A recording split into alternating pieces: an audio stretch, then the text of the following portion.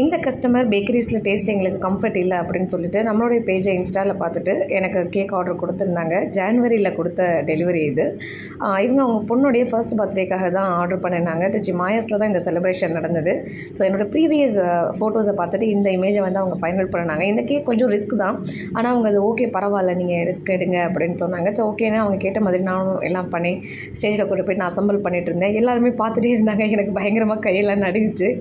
ஆனால் ஒரு வழியாக இந்த கேக் ரொம்பவே நல்லா ஸ்டேபிளாக ஒரு 20 மினிட்ஸ் வரைக்கும் ஸ்டேபிளாக இருந்தது. எல்லாமே கரெக்டாக நீட்டாக முடிஞ்சிட்டு ஒரு 8 கிலோ வரைக்கும் இவங்க எனக்கு கேக் ஆர்டர்ஸ் கொடுத்துருந்தாங்க. ஸ்டில் இது வரைக்கும் அவங்க எல்லா ஈவெண்ட்ஸ்க்குமே நம்மக்கிட்ட தான் கேக்ஸ் வாங்குறாங்க. இந்த செலிப்ரேஷனுக்கு எங்களையுமே இன்வைட் பண்ணியிருந்தாங்க. எங்களுக்கு அன்றைக்கி ஆனிவர்சரி. ஸோ நாங்கள் எங்கள் குழந்தைங்க எல்லாருமே ஒன்றா போய்ட்டு இந்த செலிப்ரேஷனை என்ஜாய் பண்ணணும். ஃபைனல் அவுட்புட் கேக் இப்படி தான் இருந்தது. எப்படி இருக்குது அப்படின்னு நீங்களும் கீழே கமெண்ட்டில் சொல்லுங்கள். உங்களுக்கு கேக் வேணும் அப்படின்னா ஸ்க்ரீனில் தெரியுற என்னோடய நம்பருக்கு காண்டாக்ட் பண்ணுங்கள். தேங்க்யூ ஃபார் வாட்சிங்.